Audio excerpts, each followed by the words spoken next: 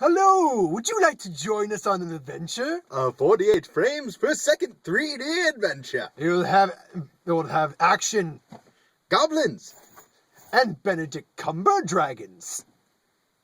and Goblin Kings with scrotum beards. Scrotum bits? Scrotum beards! Yeah. Hi. I'm not involved in that. Of course, let's be fair, that was the first one. The first one had scrotum beards. Yes. That's why I didn't go with the scrotum beards for that. In case you haven't guessed, it's the Hobbit 2, the Desolation of Smaug this time around. At some point, I feel as though we should probably talk about the first Hobbit. Well, actually... But for a later point in time. Yeah. However... Film's been out for a while, so this is going to be spoiler-heavy review. So, Oh, yeah. stop now if you don't want spoilers, which I would assume you've seen it by now. Just real quick, what did we think of the first Hobbit, I guess? I kind of liked it. Thought it was overly padded, but I liked it. Jamie, what did you think of the first Hobbit? I liked it. Be completely honest, I'm not as big a fan of Lord of the Rings as you, so I actually like the Hobbit more than I like the first 3 Lord of the Rings. I don't know, it just felt better. I think a lot of it comes from the fact I like Bilbo better as a character than I like Frodo as a character. Mm. But the second one, thoughts? I thought it was pretty good. I mean, really, you get the real payoff when you get She's trying to get more. when you get the joy of seeing. And it's Jamie. Okay. I'm moving the whole car. You get the real payoff near the end of the film About the last half hour when or so. you get to see Smaug. I mean, up until that point, it's all okay. Granted, It's got better moments, got lesser moments. I don't particularly remember the town, nor them meeting Bard. Lakeville. Or Lake Town. No, it was literally called Lake Town, because they're on a lake. I don't particularly remember that. The barrels in the river was... Yeah, I do remember the barrels. But, yeah, I mean, I didn't have as many problems with it. I mean, one thing, though. We'll touch upon that. And I know that Sam loves Orlando Bloom. Okay. But he was kind of shoehorned in. Because I feel as though he didn't have to. You know what's worse than that? He shoehorned in, and then they shoehorn a love triangle in with the shoehorning.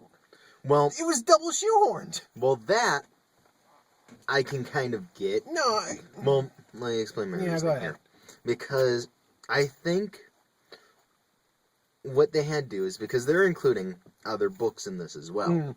And I know that one of the stories in one of the other books, I believe it was the Silmarillion, a human and elf fell in love.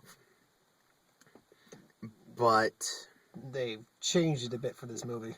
Like, there was a love triangle in that. So it was an elf, and a human? And, yeah, instead of making it just nameless elf, male, and female, and human, we now got they Legolas, decided Legolas, an elf female, and one of the dwarves. Keely, and you know what's... I like Keely. He's my Keely is one of the... I thought it was Keely. that was Keely. Oh. Keely is one of the more in-depth, entertaining of the dwarves that you actually get to know a bit. And to be completely honest, though they shoehorned... Well, no, she wasn't shoehorned. If you want to include the Silmarillion in this, Tariel, I believe her name was... I actually liked her a lot more than I liked Orlando Bloom.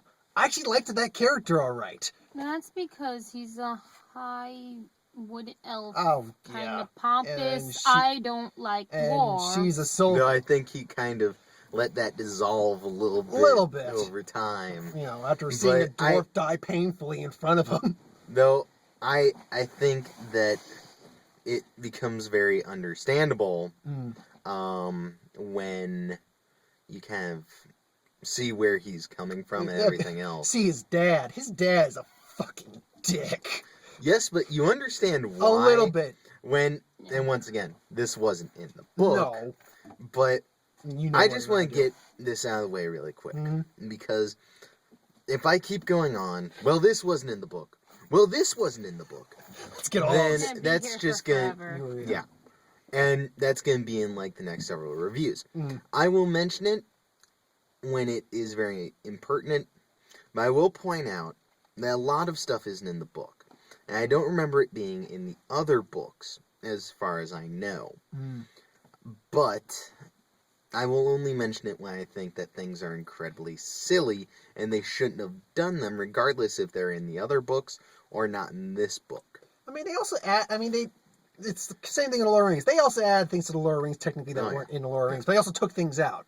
Well, yeah. That's what I mean, is when it's like something where it's overly silly. Bombadil not in Lord of the Rings. That always pisses everyone off. Still pisses me off. He's the one thing I actually remember out of those books. Tom Bombadil, won't you come out tonight? Come out tonight. That should have been Tom Bombadil, won't you come out should have been his song through the forest. Okay, I need to explain that really quick. As a little kid, for some reason, what was the original song? Camptown Lady or something like that? Yeah, I turned it into Lady. Bombadil. But that was Buffalo Girls. You were singing Buffalo Girl, won't you come out tonight? Yeah, come out tonight. I turned that into Bombadil. Oh, So, Bombadil, won't you come out tonight? Come out tonight. Come out. Oh, God. Yeah, I didn't have overly too many problems. I mean, yeah, he was shoehorned. I mean, the performance he gave wasn't bad or anything. It was just, he was shoehorned in there, Orlando Bloom. I didn't care that much for the whole political crap going on in Lake Town.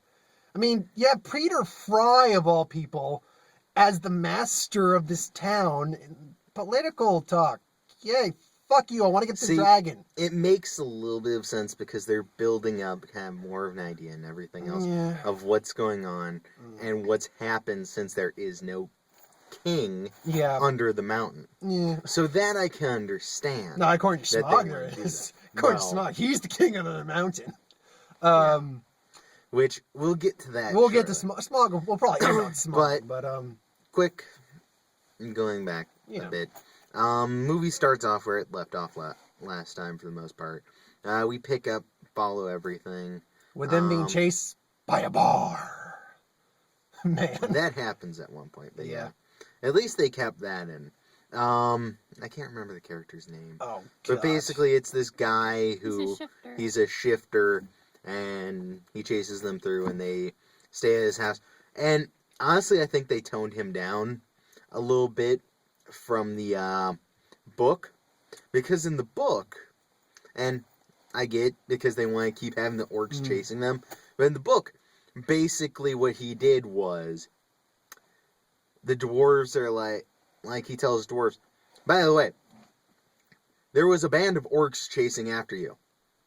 Wow, really? Well, we should go out there and deal with that. And he's like, there was a band of orcs chasing after you. I dealt with it.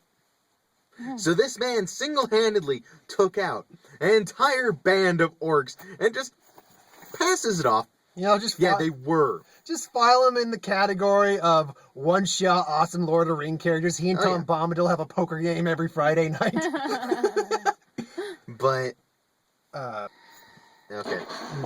Sorry about that. Yeah, we had to fix technical difficulties. Yeah. Hopefully I'm going to be able to edit both those together. If nothing else, well, you'll know. You'll get a part 1 and a part 2. And then this is part 2. Anyway. Trust us. So we left off with Tom Bombadil. Tom Bombadil having a poker night with Bear Guy. Yeah, I mean, overall, I like the pacing a bit better in this one than I did the first one. The first one, I like the beginning of the first one, and I like when they're in the goblin mines in the first one. Other than that, though, the other one seemed a little oddly spaced. Yeah, honestly, with the first one, it seemed as though he, like Peter Jackson, had an idea of what he wanted to do, and he had planned out, I think, probably the second one, and hopefully the third one. Already he had, planned out what they were going to go in. And then the company stepped in and said, no, I need you to do this. Well, it seems like he planned out those two. Yeah.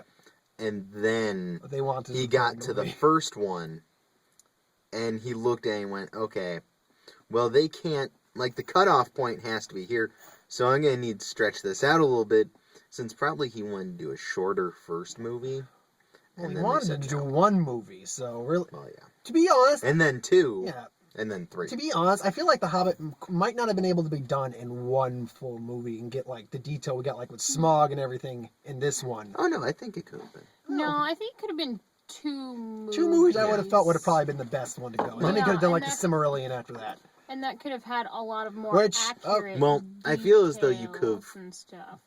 Yeah, well, I feel as though you could have cut out a lot, and that would have given more time to Smaug. Like, we don't need Radagast at all. Specifically. Oh, goody. We're going to get to this thing. Oh, yes. The one that... Okay, before you comment, let's just say this right now. This... It's an awesome scene. It really is. But if you know the lore and Lord of the Rings, there is a Mordor-sized plot hole coming from this scene. And now to my colleague Mark to explain, because really, it's his rage that we're going to be coming off of for a little bit. Now you have to understand. In the theater, I want to point out first, I did not see it with Brent. No. I saw it with Sam and... Hatter. Was it Hatter and Gina? No, Greg. Oh, Greg, okay. And Gregory. we're sitting there, and we go see it. And we're like, yes. And then it gets to this scene. And I'm sitting there because I knew they were going to do something like this. I was afraid they were going to do something like this because they had already taken Radagast. Radagast does exist in the universe. He's in some of the other books. He is considered part of the council of the wizards. But here's the problem. I could tell this was coming because they had taken Radagast and went, and they had taken these other guys and went, and then they took, oh wait, look, here are the Nazgul. So, in the theater, when this scene came up, his nerd rage is I sat there, covered my face, and started screaming. You were screaming into your shirt. I was right next to him and saw this. They were covering up my mouth. Like, I saw someone just go by really quick. Weird. Like, Ken and Sam both went. It's like, nope, no, don't you do it. Don't you do it. What happens is, in this scene, basically what happens is, Gandalf gets caught, basically, by the orcs and all this stuff. Like, they've kind of pushed him into this trap. And he's sitting there, and he's suddenly being attacked by the evil that is in this castle. And it's Necromancer. They keep calling it the Necromancer. But then, he demands that it reveals itself. So it does. And a fiery image appears. A round with a fire figure standing in the middle. And I'm looking at this and I'm like, no. That is an eye. That is Sauron. He fucking says you. It's Sauron. Gandalf says Sauron. And then you see Sauron in his armor. Why is it his armor? Never mind. We never know what he looks like anyway. He's dead. We kind of do. Yeah. But then he starts walking up, and you're like, no. No.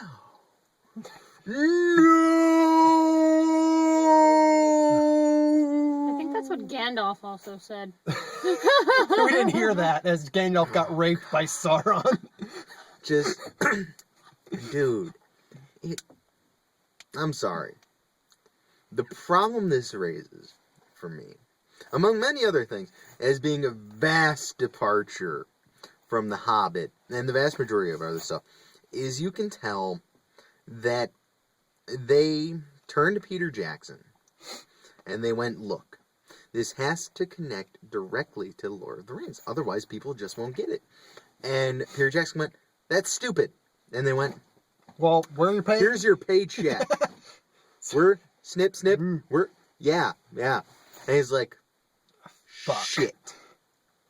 So, he had to force that in. You know, there should have been a disclaimer on that scene. Well, the problem is that it's 75 years, at 70-ish. least, between The Hobbit and Lord of the Rings. So you're telling me that Gandalf, Elrond, Lady Galadriel, Radagast, these guys all forgot. Hey, 75 years ago, Sauron happened. Hey, he's got a third. He was gathering. Hey, let's be clear now. He's got a third movie to save face on this. He better save face. Gandalf gets sudden amnesia. Oh no! He better save face. Otherwise, you're gonna have some pissed off fans. I know what's going to happen. What? Gandalf is chained up against that wall. Ah! Rock suddenly. Oh. And Sauron's like, ooh, you never saw this. You can't see me. You can't see me. It might be that Sauron does something. It's possible. Gandalf, he is Sauron. Makes him forget, and It's Gandalf pops up somewhere. Yeah. What's happened possible, to me? but still, it's. Yeah, I know. It makes me very upset. Regardless of how, it's a cool fight sequence he's got in there, too. It's, I mean, that's if Peter Jackson is good at anything, it's that. By the way, he kept with his tradition. Peter Jackson, like, I don't know if you got this in your theater, but when me, Sam, Greg, and Ken went to go see it, Peter Jackson, that person running by, Peter Jackson, out of nowhere, you see him stumbling out of a bar. As riders are going through the street. And it's like, oh. Yep. And everyone started laughing because they're like, that's Peter Jackson. Yeah, I got that when I first saw it. Yeah. I love the scene. I thought the scene with the spiders was really cool. Oh, yeah. The spiders. I actually legitimately jumped a few times in that sequence. There's only one problem I had with that, and that is I don't think that the ring let Bilbo hear what they were saying. I could have swore, like, that was Well, I think the they case. were talking. Yeah. And I think that they could just normally hear them, but I don't think it was the ring that gave that. I mean, that's one of those nitpicking things. The thing you nitpick about more of that scene is that he names his sword Sting in that. Which I did find out. I think it did happen possibly in that scene. Where he named the sword Sting? Yeah. Okay. I mean, if you know exactly when he named his sword, if it's not the scene with the spiders, post it, please. Let us know in the comments.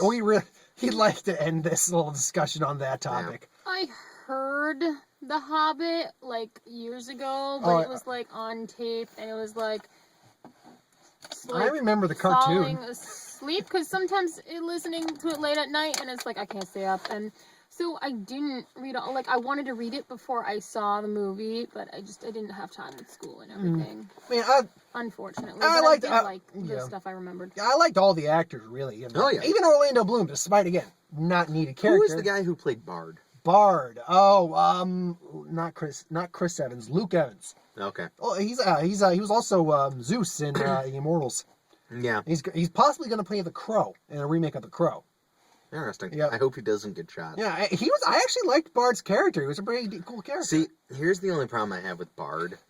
And once again, if you know differently, please but this is going off of when I read The Hobbit years ago. I don't remember Bard having that big of kind of a thing in the original book. I remember Bard was part of it, but I don't remember him having like this big thing where like he was throughout like a chunk of the story. I remember near the end, and this is spoilers if you haven't read the book or anything, he is the one who shoots Smaug. Basically takes him down. But I don't... Well, even then, there's a chance that may have been different in the book. I can't remember exactly. But, freaking... I remember they didn't have as big of a part. And I remember that things were just kind of different in the book altogether with him in regards to that. Though they kept fairly truthful to an extent of the whole Smaug scene. Yeah, before we get to that, one other thing about the characters, You know what character I actually really grew to like in this one that I was all right with in the first one? Oakenshield. Oakenshield was just all right in the first one. He wasn't overly likable, but not hateable. He was just sort of meh. In this one, you really like Oakenshield. Oakenshield's pretty badass. Oh yeah. I love Oakenshield's character. I love all the dwarves, really. I just want to say, really quickly before getting on to Smaug. the greatest thing in this movie, which is saying a lot because the movie by itself is pretty good until this. I love the Shifter's house. And Oh, the his Shifter's gypsy vanners are beautiful. I want every single one. To explain to anyone who doesn't know, gypsy vanners are a type of draft horse. They're gorgeous. Sammy has a little penchant, if you will, for horses. But anyway, so the dwarven mines, it's weird. The design they went with, I know that they look very close to the design of the mines of Moria. Yeah, a little bit. In the first Lord of the Rings.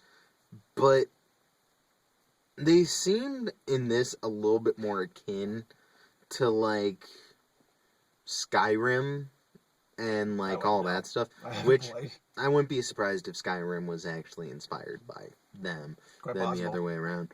But yeah, the only stuff before we get into how awesome this is, the only stuff they messed up with Smaug was the whole booby trap stuff and misleading him and everything. As far as I remember, the only person who really approached Smaug was Bilbo, and then Smaug found out about the dwarves, got pissed off, and went, fuck you guys, I'm gonna go destroy that town. That's easily explainable. They wanted him to have more screen time. They wanted confrontation between them in the movie. Which you know what? Is understandable. It's understandable, and it's completely acceptable in this. Especially when you consider, say it together now, Smaug is the most badass thing in this movie. And I actually posted on Facebook, he's easily the best movie dragon I have ever seen. Oh yeah. Just the look of him. The fact that at times, I know it was CG, but it looked You forget this thing is CGI. That thing feels like it's there. Like, it looks more like practical effects at times. And the conversation he has with Bilbo alone, I could just watch that scene over and over again. Benedict Cumberbatch just has an amazing, that gravelly, voice and everything else. English voice. It sounds... I always love that line, just like awesome. That line he says just like, come now, don't be shy, step into the light. Just, oh my God, it's like a orgasmic voice he really has, kind of. I just said that, I did. The dude's awesome. I mean... You know what makes that scene hilarious? I think he needs to win an award for that voice acting. You know, I've actually seen people talk about whether he should be up for that. I've heard people say against it, say it for it. It's going to be up in there. If nothing else, invent a new category for voice work like that. Because I don't think there's actually any voiceover work categories. Though I have to say, he is quite simply amazing as a character. He is just an amazing character. I watched an interview with him a while back. And like a lot of voice actors, like when we talked about in Percy Jackson, how Ron Perlman voiced the Cyclops. He just went in there for a day, got his paycheck, and left. Cumberbatch, he actually studied. He went to the zoo, looked at the Komodo dragons and all that stuff. He was doing facial motions and just swirling his head like a lizard in the booth. He was making this a performance when he was doing this, and you can feel it in the film. You know, I wouldn't be surprised if all of his work on Sherlock Holmes, which kind of built up to him just going a little insane, Holmesy style. And